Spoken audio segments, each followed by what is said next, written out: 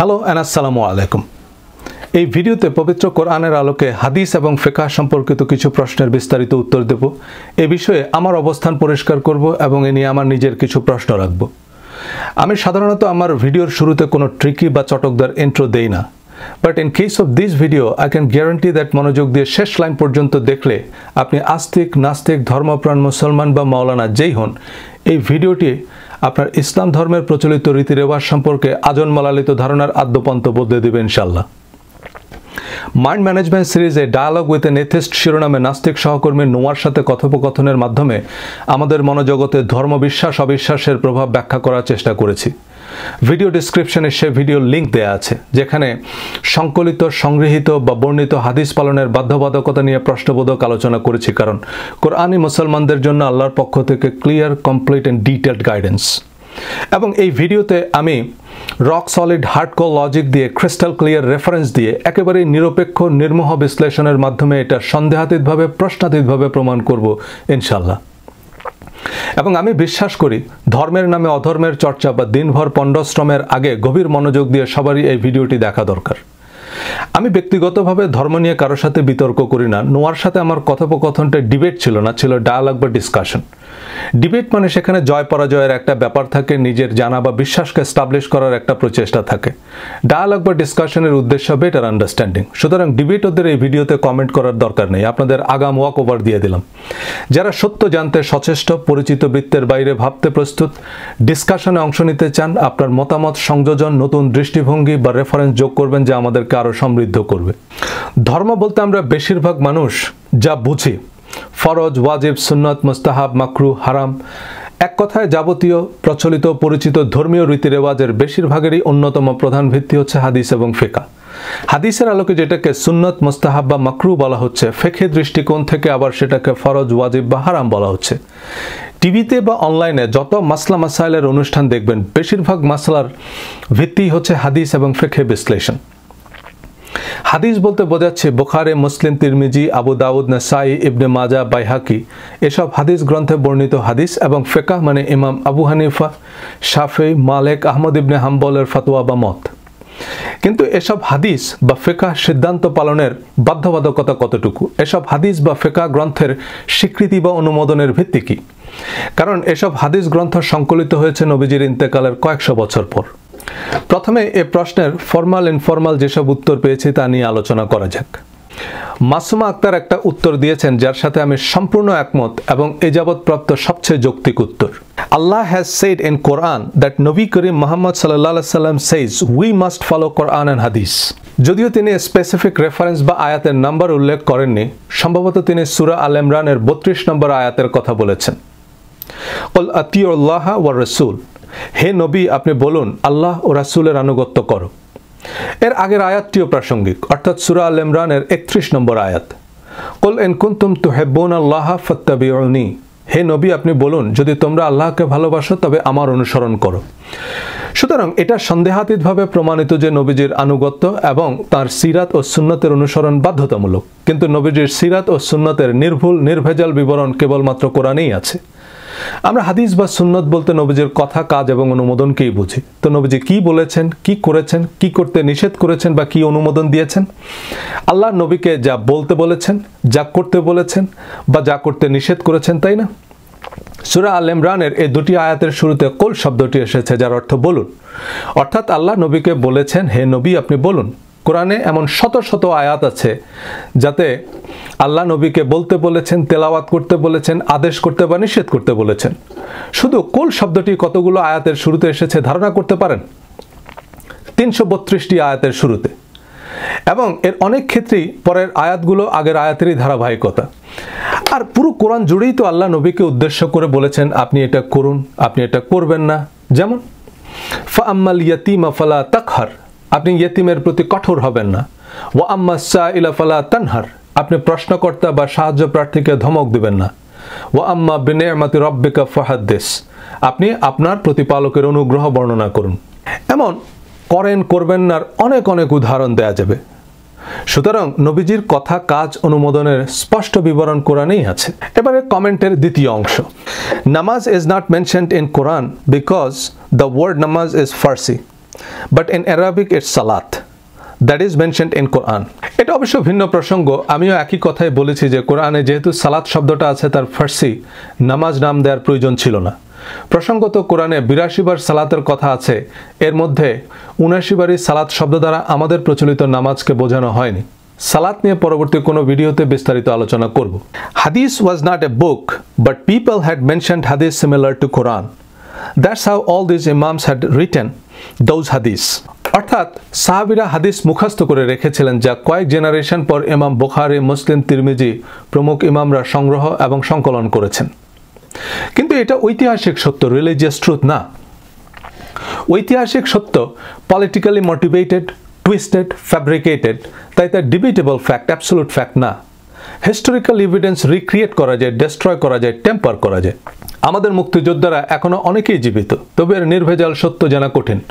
মুক্তিযুদ্ধ নিয়ে আওয়ামীপন্থী মুক্তিযোদ্ধারা বই লিখেছেন, বিএনপিপন্থী মুক্তিযোদ্ধারাও লিখেছেন, গোলাম আজম নিজামীও লিখেছেন। মুক্তিযুদ্ধে অংশ নেয় ইন্ডিয়ান, পাকিস্তানি জেনারেল, সাংবাদিকরাও লিখেছেন। ইউরোপ আমেরিকার অনেক রাজনৈতিক বিশ্লেষক, শিক্ষক, গবেষক, কূটনৈতিকরাও লিখেছেন। সবাই যার যার দৃষ্টিকোণ, ব্যক্তিগত, রাজনৈতিক ও জাতীয় স্বার্থের ভিত্তিতেই মুক্তিযুদ্ধকে মূল্যায়ন করেছেন।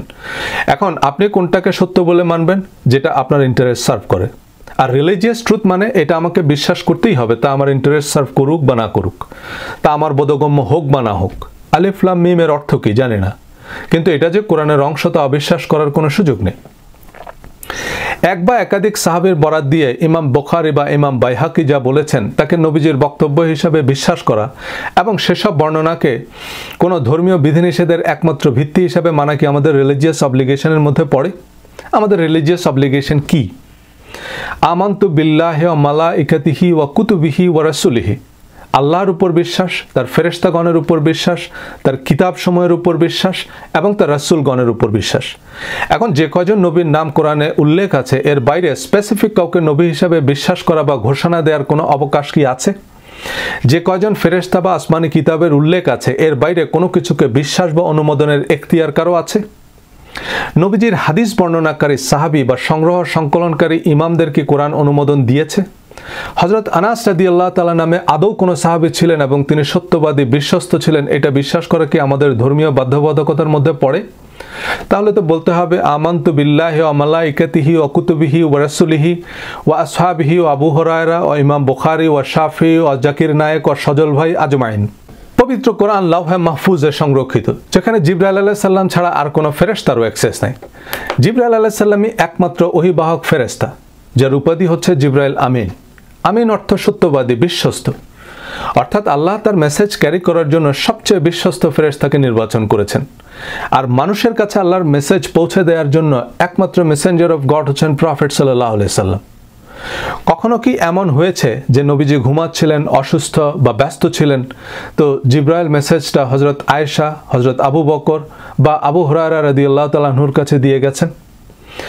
কোরআনের কোনো আয়াত কি হযরত আবু হুরায়রা বা হযরত ওমর রাদিয়াল্লাহু তাআলা আনহু থেকে বর্ণিত? না। তাহলে তাদের বর্ণিত তথ্যের উপর ভিত্তি করে অনেক ফরজ, ওয়াজিব বা হারাম প্রচলিত যা কোরআনে ঘুণাক্ষরে উল্লেখ নেই। এমনকি লক্ষ লক্ষ সাহাবী, তাবি এবং তাবে তাবেইনদের কথা, কাজ, অনুমোদনও হাদিস। বাংলাদেশে আহলে হাদিসের সবচেয়ে বড় আলেমদের একজন শেখ আব্দুর রাজ্জাক বিন ইউসুফ বলেছেন প্রায় 3 লাখ জাল হাদিস আছে। হাদিসের প্রয়াত অধ্যাপক ডক্টর আব্দুল্লাহ জাহাঙ্গীর স্যারের বই হাদিসের নামে জালিয়াতি এখনই ইন্টারনেট সার্চ করে পিডিএফ কপি ডাউনলোড করে পড়তে পারেন। স্বদেশ প্রেম ইমানের অঙ্গ, এক ওয়াক্ত নামাজ না পড়লে 80 হোকবা দোজখের আগুনে পুড়তে হবে, এমন অনেক বহুল প্রচলিত হাদিস জাল। নবীজির পথে কাটা দেয়া বুড়ির গল্পকে আব্দুর রাজ্জাক বিন ইউসুফ সম্পূর্ণ বানোয়াট গল্প বলেছেন, অথচ হজে গেলে আপনাকে সে বুড়ির বাড়িতে নিয়ে যাবে। ভাগ্য ভালো হলে বুড়ির সাথে দেখাও হতে পারে। বিদায় হজ্জের যে ভাষণকে হাদিসের আরেকটি বড় ভিত্তি হিসাবে মানা হয়, সে বিদায় হজ্জের ভাষণের ট্রান্সক্রিপ্ট কে লিখেছেন? জ্ঞান অর্জনের জন্য চীন দেশে যাও, প্রত্যেক মুসলিম নরনারীর জন্য জ্ঞান অর্জন ফরজ। প্রায় প্রত্যেক মুহাদ্দিসরা এই হাদিসগুলোকে জাল বা বানোয়াট হাদিস বলেছেন। হাদিসের বিশুদ্ধতা নির্ণয়ে বড় বড় মুহাদ্দিস মুফতিদেরই গলদঘর্ম অবস্থা। এই যে হানাফি, মালিকি, শাফি, হাম্বলি, এত এত মাযহাব, উপমাযহাব, তরিকা, ফেরকা, এর ভিত্তি কি? যে হাদিসকে একজন সহিহ বলছেন, আরেকজন ইমাম বা পীর সেটাকে জয়ীফ বা জাল বলছেন। শুধু জাল হাদিসে যদি হয় 3 লাখ, এর ভিতর থেকে জয়ীফ, হাসান, সহিহ হাদিস বের করা কেমন কঠিন ব্যাপার। আর এত এত জাল হাদিসই বা কারা তৈরি করলো, কেন তৈরি করলো? এসব হাদিসের ভিত্তিতে নতুন দল উপদল তৈরি, নতুন নতুন রীতি রেওয়াজ চালু, নতুন নতুন বিধিনিষেধ আরোপ করে স্বতন্ত্র মাযহাব প্রবর্তন, নতুন নতুন তরিকা বা দরবার খুলে বসা, নতুন রাজনৈতিক অর্থনৈতিক মতবাদ প্রবর্তন করা, রাষ্ট্র ক্ষমতায় যাওয়া, অন অ্যান্ড অন। যাদের তরিকার সপক্ষে কোনো হাদিসও কমন পড়েনি তারা অগত্যা জনৈক বাদশাহ, জনৈক বুজুর্গের বরাত দিয়ে বহুত ফায়দা হাসিলের নানান কিচ্ছা কাহিনী বানিয়ে নিচ্ছেন, যদিও এই জনৈক বুজুর্গের কোনো নাম, ঠিকানা, পোস্টাল কোড, ফোন নম্বর কিছুই নাই। আহলে হাদিসের লোকেরা ফিকহি বিশ্লেষণ বাদ দিতে মাযহাবের ইমামদের মত প্রত্যাখ্যান করেছেন। তারা কেবল কোরআন ও হাদিস পালনের পক্ষপাতী। কিন্তু আহলে হাদিসের সবচেয়ে বড় তিনজন পণ্ডিত নাসিরউদ্দিন আলবানী, আব্দুল্লাহ ইবনে উসাইমিন, আব্দুল আজিজ ইবনে বাজ, এদের মধ্যে কমপক্ষে 400 বিষয়ে মত পার্থক্য আছে। এর কারণ কি? ওই যে হাদিস কোনটা সহি কোনটা জাল। নবীজির ইন্তেকালের পর মুসলিম বিশ্বের ক্ষমতা ও আধিপত্য নিয়ে অভ্যুত্থান পাল্টা অভ্যুত্থান বিষয়ক ইসলামের ইতিহাসে বহুমুখী বর্ণনা আছে। প্রথম 4 জন খলিফাকে আমরা সুন্নি মুসলমানরা রাশিদুন খলিফা বা প্রপারলি গাইডেড খলিফা হিসাবে বিশ্বাস করি, যদিও এ সম্পর্কে শিয়া বা খারেজিদের বিশ্বাস সম্পূর্ণ উল্টা। কিন্তু খোলাফায়ে রাশিদিনের পর উমাইয়ারা প্রায় 100 বছর মুসলিম বিশ্ব শাসন করে। এই উমাইয়া বা ইয়াজিদরা ছিল সম্পূর্ণ সেকুলার। তারা বাইজেন্টাইনদের আদলে রিলিজিয়াস অ্যাডমিনিস্ট্রেশন ব্যবস্থা গড়ে তোলে এবং তারই অংশ হিসাবে শরিয়া আইন প্রণয়ন করে। এসব আইন মূলত বর্তমান জননিরাপত্তা, ডিজিটাল নিরাপত্তা আইনের মতো ক্ষমতার নিরাপত্তা আইন। বর্তমান সৌদি আরব, ইরান বা তালেবান আফগানিস্তানে এসব আইন জনগণের সব মৌলিক অধিকার হরণের হাতিয়ার। এরপর আব্বাসীয় শাসনামল, ওসমানী বা অটোম্যান সাম্রাজ্যের সব খলিফারাই সৎ, সত্যবাদী, বিশ্বস্ত বা অবিসংবাদিত ছিলেন? অবশ্যই না। পারস্য বা তুর্কিরা? প্রশ্নই ওঠে না। ক্রুসেডের সময় মুসলিম সাম্রাজ্যের বেশিরভাগ অঞ্চল খ্রিস্টানদের দখলে চলে যায়। বহুভাবে ক্ষমতার পালাবদল হয়। চেঙ্গিস, মঙ্গল, গজনি, কামাল পাশা, পার্সিয়ান, তুর্কি, ইয়েমেনি, মধ্য এশিয়ান, ধর্মের ঊর্ধ্বে কত কত রাজনৈতিক শক্তির উত্থান পতন। এ সময় মুসলমানদের বিভক্ত করার জন্য, বিভ্রান্ত করার জন্য নানাভাবে চেষ্টা করা হয়। ধর্ম বিশ্বাসকে ডিলিউট করা হয়, পলিউট করা হয়। আল কায়দা, আইসিসের মতো ভ্রান্ত স্বার্থান্বেষী অনেক মহলকে নানাভাবে মদত দেওয়া হয়। সবাই নিজ নিজ স্বার্থ সংশ্লিষ্ট বিধিবিধান প্রণয়ন করে আর সেসবকে আল্লাহর বিধান বলে চালিয়ে দেয়। কেউ সেসবের বিরোধিতা করতে পারে না, কারণ তা ধর্মের অবমাননা, দণ্ডনীয় অপরাধ। মোগলরা ছিল শিয়া মুসলিম, আর এর মধ্যে আকবর তো নিজেই দ্বীন এলাহি নামে নতুন ধর্ম প্রবর্তন করেন। এমনকি নবাব আলীবর্দী খান, সিরাজউদ্দৌলা, মোহাম্মদ আলী জিন্নাহ, আল্লামা ইকবাল, শেখ সাদি, জালালউদ্দিন রুমি, আয়াতুল্লাহ খোমেনি, এরাও শিয়া মুসলমান, যাদেরকে আমাদের সুন্নি আলেমরা মুসলমানই মনে করে না। শিয়াদের সাথে বিয়েকেও বৈধ মনে করে না। ইসলাম তো শুধু একটা ধর্মই নয়, এটা একটা রাজনৈতিক শক্তি, একটা অর্থনৈতিক ব্যবস্থা। রাজনৈতিক অর্থনৈতিক স্বার্থ মানুষকে অন্ধ করে ফেলে। এখন আপনি হয়তো বলবেন সব হাদিস বা ফতোয়া তো রাজনৈতিক বা অর্থনৈতিক স্বার্থ সংশ্লিষ্ট নয়। নতুন কিছু রীতি রেওয়াজ বা বিধিবিধান আরোপ না করলে তো আপনার তরিকা বা দলই তৈরি হবে না, এবং বাকিদের গোমরাহ বলতে পারবেন না। এক তরিকার লোক আছে, তারা হলুদ খায় না, মানে হলুদ দেয়া যে কোনো তরকারিই হারাম। লাখ টাকা দিলেও তারা হলুদ দেয়া কোনো খাবার খাবে না। আরেক তরিকার লোকেরা স্যুট, টাই, দাড়ি, টুপি মিলিয়ে একেবারে সম্পূর্ণ লেটেস্ট ফিটেস্ট ব্লুটুথ বয়। এমন এক এক তরিকার এক এক রেওয়াজ। এসব হচ্ছে মনস্তাত্ত্বিক বিভাজন। কেউ হানাফি মাযহাব কায়েম করে, কেউ মওদুদি মাযহাব, কেউ আলবানি মাযহাব, কিন্তু দিন শেষে দান বাক্স, ডোনেশন, বাইতুল মাল বা ভোট চাই ভোটারের, দোয়া চাই সকলের। এবারে আরেকটি উত্তর নিচ্ছি। ইনি অবশ্য ফেক আইডি থেকে কমেন্ট করেছেন। ফেক আইডি থেকে কমেন্ট করাটা আমি পছন্দ করি না, কারণ আমি জানি না আপনি কে। আমার সালাসালের সম্পর্কের কেউ আমার সাথে রসিকতাও করতে পারে। তবে উনি মূলত দুটি ভিডিও লিঙ্ক শেয়ার করেছেন, যেখানে বেশ কয়েকটি রেফারেন্স আছে। প্রথম ভিডিওটি মুফতি কাজী ইব্রাহিম হুজুরের। আমি ইউটিউব রুলস অনুযায়ী সে ভিডিওটি চালাতে পারছি না, তবে ভিডিও ডিসক্রিপশনে আমি লিঙ্ক দিয়ে দেব, যাতে আপনারা সে ভিডিও দেখতে পারেন। ইব্রাহিম হুজুর বাংলাদেশের সবচেয়ে বিজ্ঞ মুহাদ্দিস ও মুফতিদের একজন। আল্লাহ ওনার মঙ্গল করুন। উনি হাদিসের সপক্ষে কোরআনের যে রেফারেন্সগুলো ব্যবহার করেছেন, তার প্রথমটি সূরা হাশরের 7 নম্বর আয়াতের অংশ বিশেষ, যে নবী যা দিয়েছেন তা গ্রহণ করো। আর ব্র্যাকেটে উনি নিজের কিছু শব্দ বা ব্যাখ্যা যোগ করেছেন যা আয়াতের উল্লেখ নেই। যেমন নবী যা দিয়েছেন তাই হাদিস, নবী যত বক্তব্য দিয়েছেন, যত আমল দিয়েছেন তা গ্রহণ করো। যাই হোক, সূরা হাশরের 7 নং আয়াতে নবী যা দিয়েছেন তা গ্রহণ করো এর দ্বারা যে হাদিস বোঝানো হয়নি তা পুরো আয়াত থেকে বেশ পরিষ্কার। আল্লাহ এই জনপদবাসীদের নিকট থেকে তার রাসূলকে বিনা যুদ্ধে যে সম্পদ দিয়েছেন তা আল্লাহর রাসূলের, তার আত্মীয়গণের এবং ইয়াতিম, অভাবগ্রস্ত ও মুসাফিরদের জন্য, যাতে তোমাদের মধ্যে যারা ধনবান শুধু তাদের মধ্যেই ধন মাল আবর্তন না করে। আর রাসূল তোমাদেরকে যা দেন তা তোমরা গ্রহণ করো এবং যা হতে তোমাদেরকে নিষেধ করেছেন তা হতে বিরত থাকো। তোমরা আল্লাহকে ভয় করো, নিশ্চয় আল্লাহ শাস্তিদানে কঠোর। এখানে নবী যা দিয়েছেন তার দ্বারা বনু নজির গোত্রের পরিত্যক্ত সম্পদের কথা বলা হয়েছে। মদিনায় 3টি ইহুদি গোত্র বসবাস করত, বনু কুরাইজা, বনু কাইনুকা এবং বনু নজির। এই বনু নজির গোত্রের সাথে মুসলমানদের কার্যত যুদ্ধ করতে হয়নি। মুসলমানরা তাদের আবাসস্থল ঘেরাও করে রাখে। এক পর্যায়ে তারা আত্মসমর্পণ করে, সন্ধি করে এবং মদিনা ছেড়ে চলে যায়। এই বনু নজিরের সম্পদ বন্টন নিয়ে সাহাবীদের মধ্যে বিরোধ তৈরি হয়, তখন এই আয়াত নাজিল হয়। এর আগের আয়াত থেকে অর্থাৎ সূরা হাশরের 6 নম্বর আয়াত থেকে এটা বেশ পরিষ্কার। আল্লাহ তাদের অর্থাৎ ইয়াহুদীদের নিকট হতে বিনা যুদ্ধে যে সম্পদ তার রাসূলকে দিয়েছেন তার জন্য তোমরা ঘোড়া ছুটাওনি, উটও নয়। কিন্তু আল্লাহ যার উপর ইচ্ছা তার রাসূলদেরকে কর্তৃত্ব দান করেন, আর আল্লাহ সর্ববিষয়ে সর্বশক্তিমান।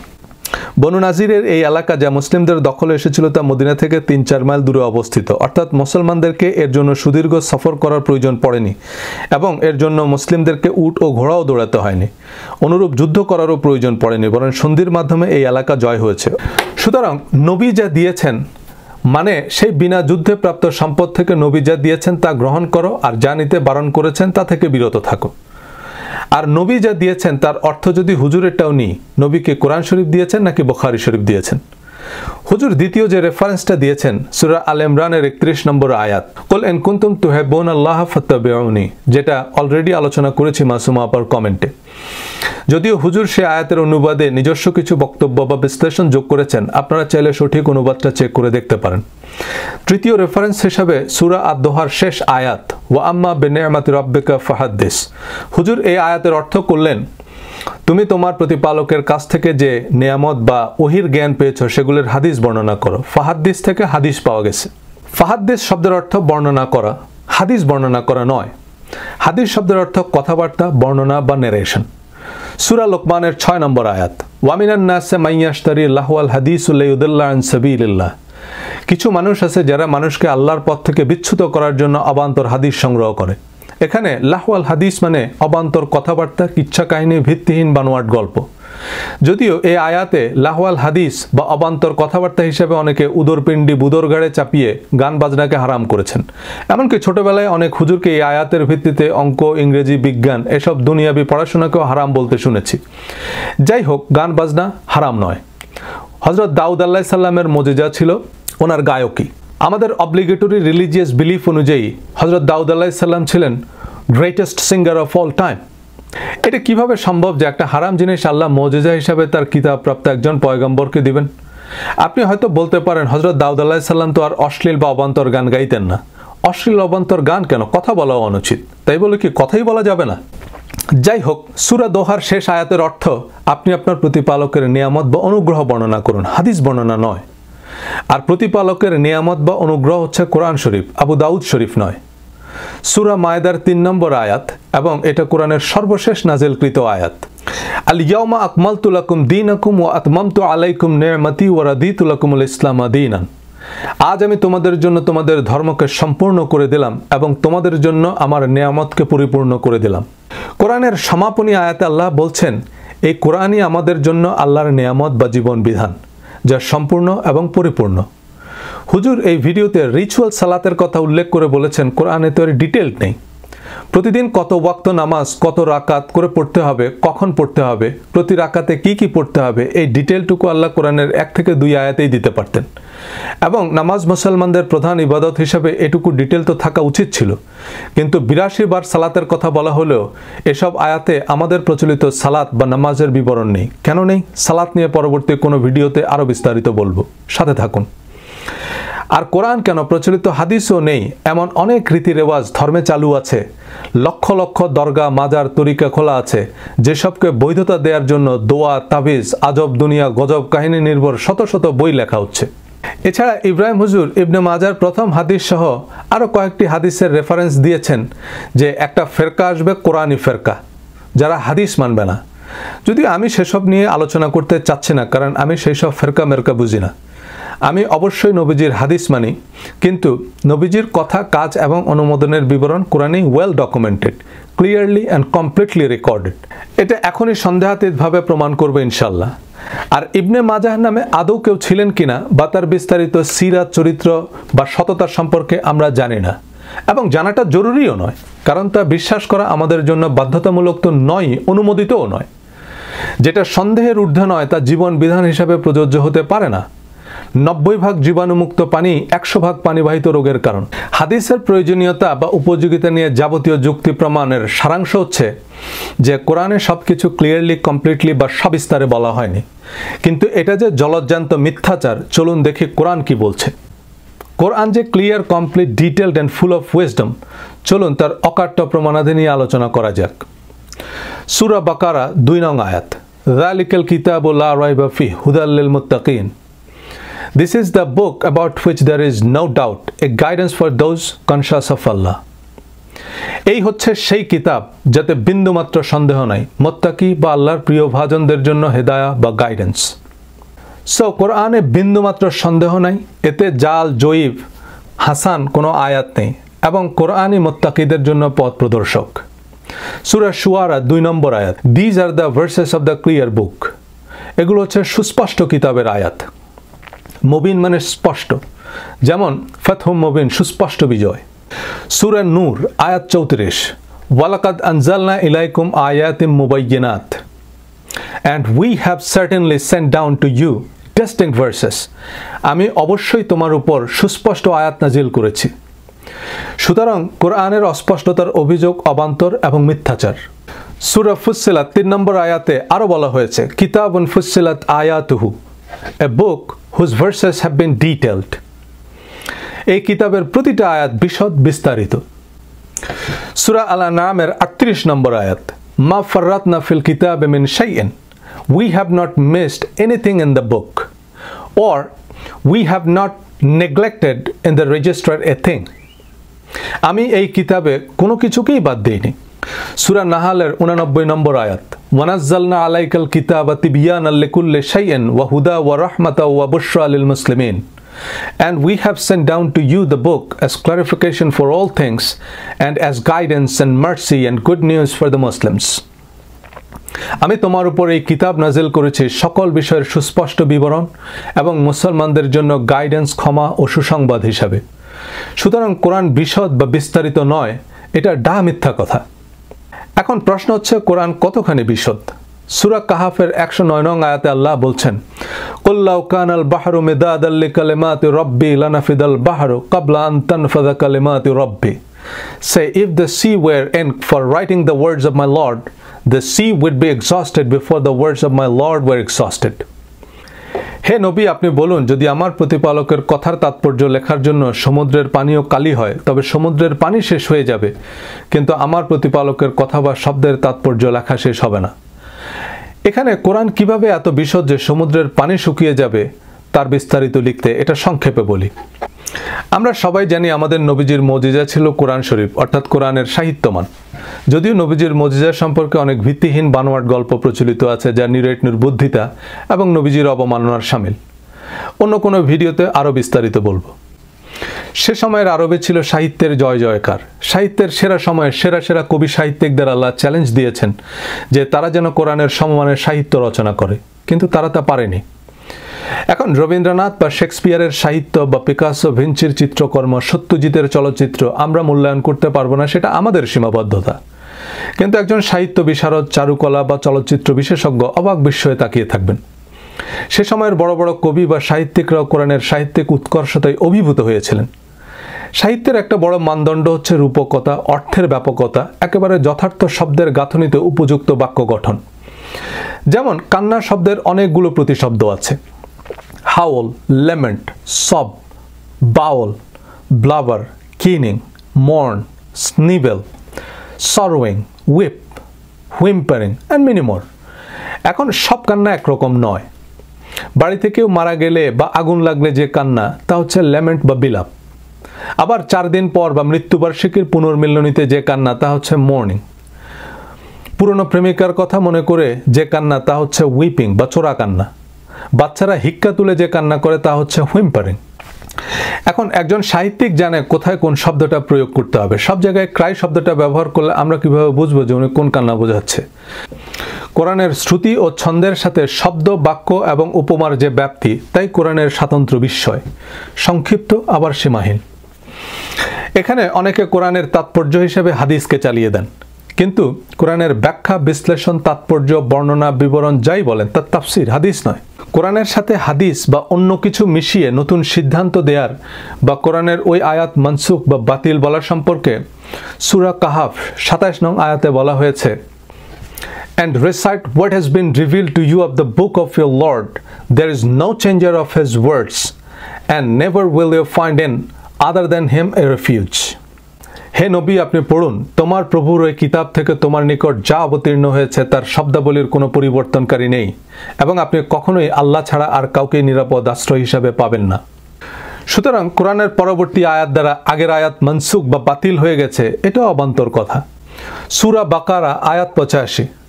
So do you believe in part of the scripture and disbelieve in part? তোমরা কি কিতাবের কিছু অংশ বিশ্বাস করবে আর কিছু অংশ অবিশ্বাস করবে? এখন আমাদের কি আল্লাহর কিতাবের বাইরে ভিন্ন কিছু অনুসরণের অনুমতি আছে? সূরা আরাফ আয়াত 3। You shall all follow what has been brought down to you from your Lord and do not follow besides him. হে মানুষেরা, তোমরা সকলেই তোমাদের নিকট তোমাদের প্রভুর কাছ থেকে যা অবতীর্ণ হয়েছে তার অনুসরণ করো এবং তাকে ছাড়া অন্য কিছু অনুসরণ করো না।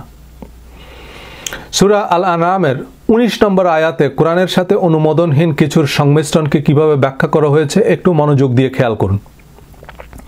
আয়াতের শুরুতে বলা হয়েছে, কুল আইয়ু শাইইন আকবারু শাহাদা। হে নবী, আপনি বলুন সবকিছুর মধ্যে সবচেয়ে বড় হচ্ছে শাহাদা বা সাক্ষ্য দেয়া। যেমন আমরা শাহাদা পড়েছি বা সাক্ষ্য দিয়েছি যে আশহাদু আল্লা ইলাহা ইল্লাল্লাহ ওয়া আশহাদু আন্না মুহাম্মাদান আবদুহু ওয়া রাসূলুহু। আল্লাহ এই আয়াতের শুরুতে শাহাদার শ্রেষ্ঠত্ব মনে করিয়ে দিয়ে বলেছেন, কুলিল্লাহু শাহীদুম বাইনি ওয়া বাইনাকুম ওয়া উহিয়া ইলাইয়া হাযাল কুরআনু লিয়ুনজিরাকুম বিহি ওয়া মান বালাগা আইন্নাকুম। Say, Allah is witness between me and you, and this Quran was revealed to me that I may warn you thereby and whomever it reaches. হে নবী, আপনি বলুন তোমাদের এবং আমার মধ্যে আল্লাহ সাক্ষী, আমার উপর এই কোরআন অবতীর্ণ হয়েছে যাতে আমি এই কোরআন অনুযায়ী তোমাদের এবং যাদের কাছে এই কোরআন পৌঁছায় তাদের সতর্ক করতে পারি। এবং আয়াতের শেষাংশে আল্লাহর কমান্ডের সাথে অননুমোদিত কোনো বিধিনিষেধ যুক্ত করা সম্পর্কে পরিষ্কার হুঁশিয়ারি উচ্চারিত হয়েছে। কুল ইন্নামা হুয়া ইলাহু ওয়াহিদ ওয়া ইন্নানি বারিউম মিম্মা তুশরিকুন। অর্থাৎ হে নবী, আপনি বলুন নিশ্চয়ই তিনিই একমাত্র ইলাহ, আর তোমরা তার সাথে যা শরীক করো বা সংযোজন করো আমি তার থেকে মুক্ত। দেখুন, লক্ষ লক্ষ হাদিস আর ফিকহি বিশ্লেষণের উপর যেখানে সিংহভাগ ধর্মীয় রীতি রেওয়াজ বিধিবিধান দাঁড়িয়ে, সেখানে এই মর্মে কোরআনে অন্তত একটি স্পষ্ট আয়াত কি থাকা উচিত নয়? যেমন, হে নবী, আপনি আপনার সাহাবীদের বলুন তারা যেন কোরআনের পাশাপাশি আপনার সকল কথা, কাজ এবং অনুমোদনের বিস্তারিত বিবরণ পরবর্তী প্রজন্মের জন্য সংরক্ষণ করে, কারণ তা কোরআনের মতোই অবশ্য পালনীয়। কিন্তু এমন কোনো আয়াত তো নাই, বরং কোরআন একমাত্র কোরআনকেই সম্পূর্ণ, পরিপূর্ণ, বিশদ, বিস্তারিত, অপরিবর্তিত, অনুকরণীয় পথনির্দেশক হিসাবে স্বীকৃতি দিয়েছে।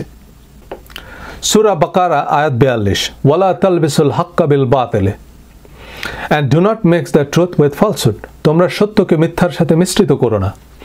অর্থাৎ বিন্দুমাত্র সন্দেহাতীত কোরআনের সাথে জাল, জয়ীফ, হাসান এবং অমুকের মতে সহিহ কোনো কিছুর সাথে মিশ্রিত করার কোনো সুযোগ নেই। সূরা মাইদার 3 নং এবং কোরআনের সর্বশেষ নাজিল হওয়া বা কনক্লুডিং আয়াত, আল ইয়াউমা আকমালতু লাকুম দীনাকুম ওয়া আতমামতু আলাইকুম নি'মাতি ওয়া রাদিতু লাকুমুল ইসলাম দীনান। This day I have perfected for you your religion and completed my favor upon you and have approved for you Islam as religion. আজ আমি তোমাদের জন্য তোমাদের ধর্মকে সম্পূর্ণ করে দিলাম এবং তোমাদের জন্য আমার নিয়ামতকে পরিপূর্ণ করে দিলাম এবং ইসলামকে তোমাদের ধর্ম হিসেবে অনুমোদন দিলাম।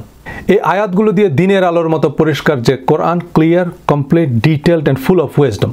তবুও অনেকেই বলতে পারেন কোরআনে তো অনেক কিছুই বলা নেই, মানে আমার পছন্দের অনেক কিছু নাই যেটা দিয়ে আমার দল, মত বা তরিকাকে বৈধতা দেয়া যায় এবং তা পালনে মানুষকে বাধ্য করা যায়।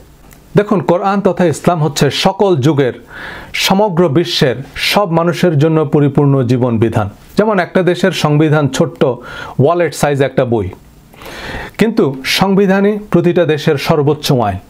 আপনি 1 মিলিয়ন আইন বানাতে পারেন, কিন্তু তার সংবিধানের সীমার বাইরে যেতে পারবে না। ডোনাল্ড ট্রাম্প প্রেসিডেন্ট হয়েই একের পর এক এক্সিকিউটিভ অর্ডার সাইন করেন। প্রেসিডেন্টের এক্সিকিউটিভ অর্ডার অবশ্যই আইন, কিন্তু আদালত সেসব আইন বাতিল করে দেয় কারণ সেগুলো সংবিধানের সাথে সাংঘর্ষিক। একইভাবে আপনি 1 বিলিয়ন বিধিবিধান প্রণয়ন করতে পারেন, কিন্তু তা কোরআনের সাথে অসামঞ্জস্যপূর্ণ হতে পারবে না। কোরআন যেটাকে হারাম বলেনি সেটাকে হারাম, বা যেটাকে বাধ্যতামূলক বলেনি সেটাকে আবশ্যকীয় বলার কোনো সুযোগ নেই।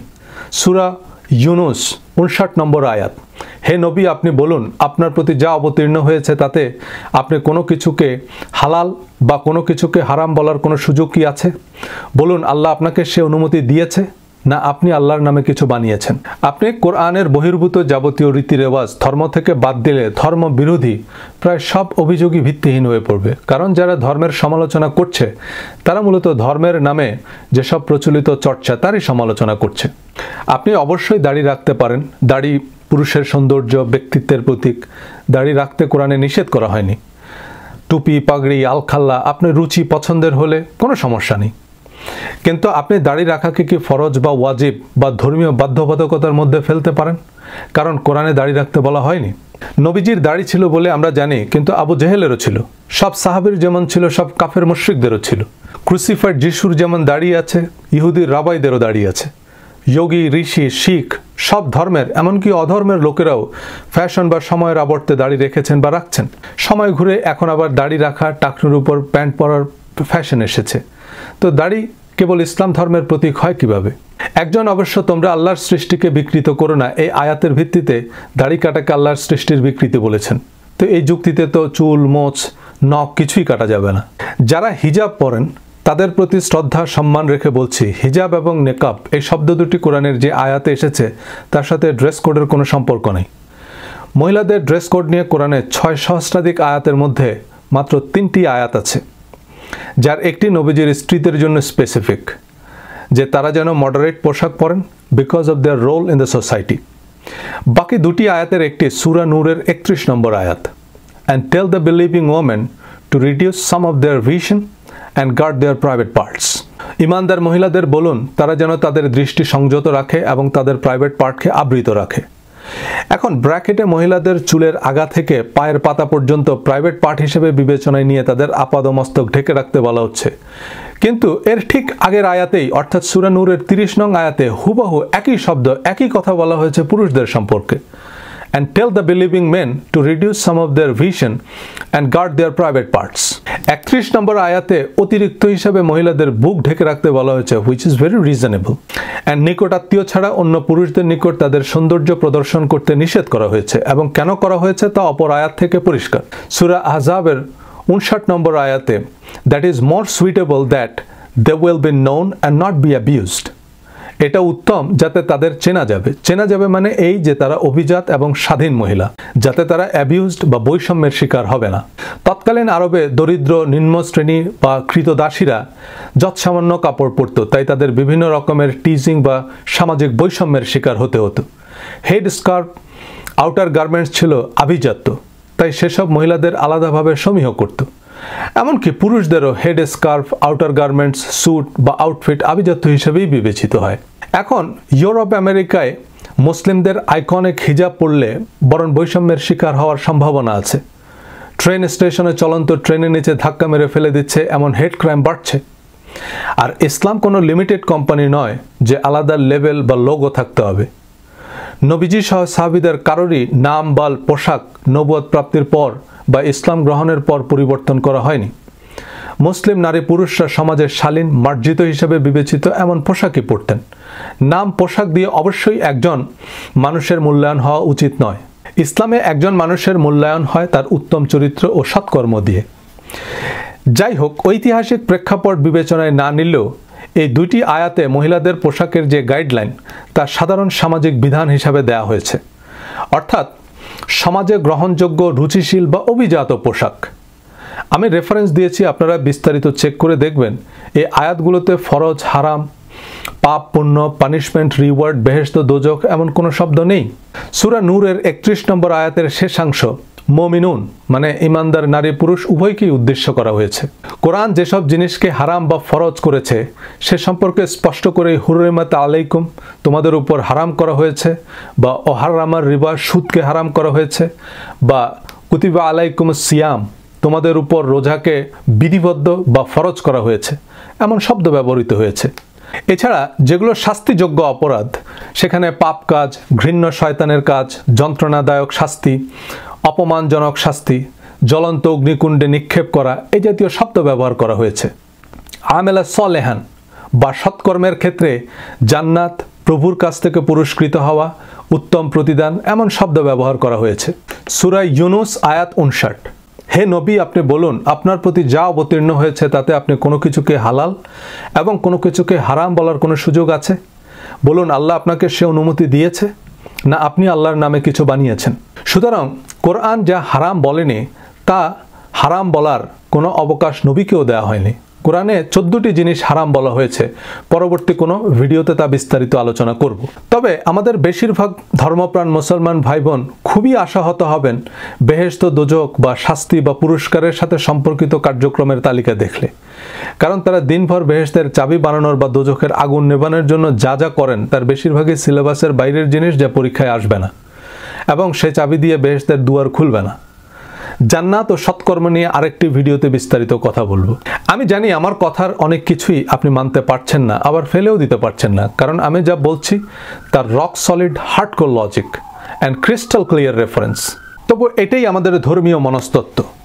আমরা ধর্ম নয় চর্চা করি, ধর্মের নামে আমাদের আশেপাশে সবাই যা চর্চা করে বুঝতে পারলেও মানতে পারছি না, কারণ এতেই আমরা অভ্যস্ত। ফেক আইডিওয়ালা সেই ভাই আরেকটি ফেক আইডি থেকে ইনবক্স করেছেন, যেখানে আরেকটি ভিডিও লিঙ্ক দিয়েছেন। আমি সে ভিডিও লিঙ্কও দিয়ে দিয়েছি ডেসক্রিপশনে। আমি এই ইংরেজ শায়খের বিশ্লেষণকে গুরুত্বের সাথে নিয়েছি, কারণ এতে যথেষ্ট যুক্তি আছে। তিনি সূরা আল ইমরানের 164 নং আয়াতের আলোকে নবীর 4টি দায়িত্বের উল্লেখ করে প্রচলিত হাদিসকে জাস্টিফাই করার চেষ্টা করেছেন। Certainly did Allah confer great favor upon the believers when He sent among them a messenger from themselves, reciting to them His verses and purifying them and teaching them the book and wisdom. এই আয়াতের আলোকে নবীর যে 4টি দায়িত্ব: 1. Reciting to them His verses, মানুষের কাছে আল্লাহর বাণী তেলাওয়াত করা বা পৌঁছে দেয়া, এবং আল্লাহর বাণী অবশ্যই কোরআন শরীফ, তিরমিজি শরীফ নয়, এবং নবীজি তা মানুষের কাছে যথার্থভাবে পৌঁছে দিয়েছেন। 2. পিউরিফাইং দ্যাম, পিউরিফাই মানে খুবই পরিষ্কার, কোনো রকমের পলিউশন বা কন্টামিনেশন থেকে সুরক্ষিত রাখা, মানে এর সাথে কোনো কিছু সংযোজন বা শরিক না করা। 3. টিচিং দ্যাম, মানে কোরআন শিক্ষা দেয়া। তো কোরআন শিক্ষা দেওয়ার অর্থ হতে পারে কোরআনের মর্মার্থ, ব্যাখ্যা, বিশ্লেষণ বা তাফসির, কোরআনের সাথে সম্পর্কহীন বা অপ্রাসঙ্গিক কিছু নয়। 4. উইজডম বা হিকমা, অর্থাৎ প্রায়োগিক জ্ঞান শিক্ষা দেয়া। এখানে উইজডম বা প্রজ্ঞা বলতে এই শায়খ হাদিসকে বোঝাচ্ছেন, যে কোরআন হচ্ছে নলেজ আর হাদিস হচ্ছে উইজডম বা প্রজ্ঞা। আস্তাগফিরুল্লাহ। আল্লাহ কোরআনের নামে কসম করেছেন যে ইয়াসিন ওয়াল কোরআনিল হাকিম, প্রজ্ঞাময় কোরআনের শপথ। আল্লাহ বলছেন the Quran is full of wisdom, বাকিটুকু আপনাদের বিবেচনা। সূরা আনআম 114 নম্বর আয়াত, say shall I seek the source of law or wisdom elsewhere than God when it is He who has revealed this book to you, which distinctly explains everything. বলুন আমি কি আল্লাহ ছাড়া অন্যত্র আইন কানুন বা প্রজ্ঞা অন্বেষণ করব, যেখানে তিনি তোমার উপর এই কিতাব নাজিল করেছেন যাতে সবকিছু স্পষ্টভাবে ব্যাখ্যা করা হয়েছে। তিনি যুক্তি দিয়েছেন, the role of prophet wasn't like a mailman or a delivery person, that here is Quran, thank you, have a nice day. But this is not how prophet handed over the Quran. The Quran was revealed throughout 23 years. কোরআনের বিভিন্ন আয়াত নাজিলের প্রেক্ষাপট, প্রাসঙ্গিকতা, ভাষাগত ব্যাখ্যা বা করণীয় বিশ্লেষণ হচ্ছে তাফসির, হাদিস নয়। কোরআনের প্রসিদ্ধ যেসব তাফসির, সেগুলোর মধ্যে তাফসিরে জালালাইন হচ্ছে মূলত ব্যাকরণ বা ভাষাগত বিশ্লেষণ। মিশরীয় সুফি আল্লামা জালালউদ্দিন মাহালি এবং ওনার ছাত্র আল্লামা জালালউদ্দিন সুয়ুতি এ প্রসিদ্ধ তাফসিরের তাফসিরকারক। এই দুজনেই ছিলেন আরবি ভাষার পণ্ডিত। আবার আল্লামা জামাখশারির তাফসিরে কাশফ মূলত ঐতিহাসিক ক্রোনোলজি ভিত্তিক, কারণ জামাখশারি ছিলেন ঐতিহাসিক। আল্লামা মওদুদির তাফসির রাজনৈতিক বিশ্লেষণ, অর্থাৎ রাষ্ট্র, সমাজ বা পেশাগত জীবনে কোরআনের প্রায়োগিক বিশ্লেষণ। যদিও কোনো তাফসিরই চূড়ান্ত নয়, এসব বিশ্লেষণ তাফসির কারকের নিজস্ব অভিমত, এসব বিশ্লেষণ আমাদের বেটার আন্ডারস্ট্যান্ডিংয়ের জন্য। কিন্তু তাফসির হাদিসের মতো অপ্রাসঙ্গিক, বিচ্ছিন্ন, কোরআনের সাথে সামঞ্জস্যহীন, সুপারসিডিং বা কোরআনের পরিপন্থী কিছু নয়। শায়খের দ্বিতীয় রেফারেন্স, যা শুরুতে আলোচনা করেছে, সূরা আল ইমরানের 31 নম্বর আয়াত, কুল আতিউল্লাহ ওয়া রাসূল, আল্লাহ ও রাসূলের আনুগত্য করো। এখানে আল্লাহর অনুসরণ মানে আল্লাহ যা বলেছেন তার অনুসরণ করা, নাকি অননুমোদিত যে কেউ একজন এসে আল্লাহ এটা করতে বলেছেন ওটা করতে বলেছেন বললেই সেটা আমাদের করতে হবে। একইভাবে রাসূল এই করতে বলেছেন ওই করতে নিষেধ করেছেন অনুমোদনহীন যে কেউ এসে বলে দিল আর তার ভিত্তিতেই আমরা ধর্মীয় বিধিনিষেধ আরোপ করতে থাকলে তো যে কেউ হাদিস বানিয়ে তার দরগা, মাজার, তরিকা বা উগ্র সন্ত্রাসী গ্রুপগুলো তাদের কার্যক্রমকেও জায়েজ করে নিতে পারে এবং ক্ষমতা বা শক্তি থাকলে ভিন্ন মতাবলম্বীদের কাফের ফতোয়া দিয়ে নির্বিচারে হত্যা বা নিধন করতে পারে। আর বাস্তবে হচ্ছেও তাই। সিয়াহ সিত্তা হাদিসের সবগুলো গ্রন্থ গ্রহণ করতে একটা আস্ত ট্রাক লাগবে, এর বাইরেও অসংখ্য হাদিস আছে। হাদিস লিটারালি এক্সাম্পল অফ ইনফিনিটি। একজন বলবেন এই হাদিস সহি, এটা না মানলে সে কাফের। আরেকজন বলবে এটা সম্পূর্ণ বানোয়াট, এটাকে হাদিস বললে সে জাহেল। কি বিপদ! শেষ পর্যন্ত আমার হুজুর, পীর বা ইমাম যেটাকে সহি বলবে সেটাই আমার কাছে সহি। তবে হ্যাঁ, বহুমুখী বিচার বিশ্লেষণের পর যে হাদিসগুলো সর্বসম্মতিক্রমে সহি বিবেচিত এবং কোরআনের সাথে সঙ্গতিপূর্ণ, সেসব হাদিসকে আমরা সাধারণ তথ্য বা ঐতিহাসিক সত্য হিসেবে মানতে পারি। কিন্তু কেবলমাত্র সেসব হাদিসের ভিত্তিতে ফরজ, ওয়াজিব বা হারামের বিধান আরোপ করা কোরআনের পরিপন্থী এবং কোরআনের সাথে শরীক করার শামিল বলে আমি মনে করি। আপনি হয়তো বলবেন, এত বড় বড় মুহাদ্দিসরা, মুফতিরা সারা জীবন লেখাপড়া করে কি সত্য উদ্ঘাটন করতে পারেনি? কারণ সারা জীবনের পড়াশোনা সত্যতার মাপকাঠি নয়। ভ্যাটিকানের পোপ, জিউইশ রাবাই, হার্ভার্ডের থিওলজির অধ্যাপকরা সারা জীবন ধর্ম বা স্রষ্টাকে নিয়ে পড়াশোনা করেও কোরআনকেই স্বীকৃতি দিচ্ছে না, হাদিস তো পরের বিষয়। হিন্দু ধর্মের পণ্ডিতরা তাদের লাইফ লং স্টাডি অ্যানালাইসিস পর এই সিদ্ধান্তে পৌঁছেছে যে বাবরি মসজিদের নিচে রাম মন্দির ছিল এবং তা ভগবান রামের জন্মস্থান, যদিও তাদের কাছে কোনো আর্কিওলজিক্যাল এভিডেন্স নাই। ইরানের আয়াতুল্লাহ ইমামরা সারা জীবন পড়াশোনা করে এই সিদ্ধান্তে পৌঁছেছেন যে কালেমার সাথে আলী ওলিউল্লাহ না পড়লে এবং আবু বকর, ওমর, ওসমান সহ তাদের অনুগত সাহাবীদের ইয়াজিদ বা শিমারের মতো কাফের বিশ্বাস না করলে আপনি মুসলমানই না। আস্তাগফিরুল্লাহ। সুতরাং সংখ্যাগরিষ্ঠতা সত্যতার মাপকাঠি নয়। অন্ধভাবে সংখ্যাগরিষ্ঠকে অনুসরণ করলে আপনি পথভ্রষ্ট হবেন। সূরা আল আনআমের 116 নং আয়াতে আল্লাহ বলছেন, আর যদি তুমি দুনিয়ার অধিকাংশ লোকের কথা মতো চলো তাহলে তারা তোমাকে আল্লাহর পথ থেকে বিচ্যুত করে দিবে। তারা তো শুধু অনুমানের অনুসরণ করে এবং তারা কেবল অনুমান ভিত্তিক কথাবার্তাই বলে। বেশিরভাগ মানুষই বৃত্তের বাইরে, পরিচিত দিগন্তের বাইরে ভাবতে চায় না। তারা 50 বছর ধরে ছুটছে তো ছুটছে, কিন্তু 50টা মিনিট বসে ভাবতে চায় না কেন ছুটছে। এই বেশিরভাগের পছন্দ অনুযায়ী কথা বলতে পারলে ভিউ, লাইক বা হাততালি বেশি পাওয়া যায়, সহমত ভাই কমেন্ট পাওয়া যায়, কিন্তু মিলিয়ন মিলিয়ন ভিউ পাওয়ার জন্য ভিডিও বানাই না। বরং সম্ভব হলে আমি একটা চেকপোস্ট বসাতাম যাতে যে কেউ এই ট্রেনিং সিরিজে অ্যাক্সেস নিতে না পারে। আমি বিশেষ যোগ্যতার কথা বলছি না, তবে এই আলোচনা আমি তাদের জন্য করছি যারা গভীর মনোযোগী এবং মাথা খাটাতে আগ্রহী। ধন্যবাদ।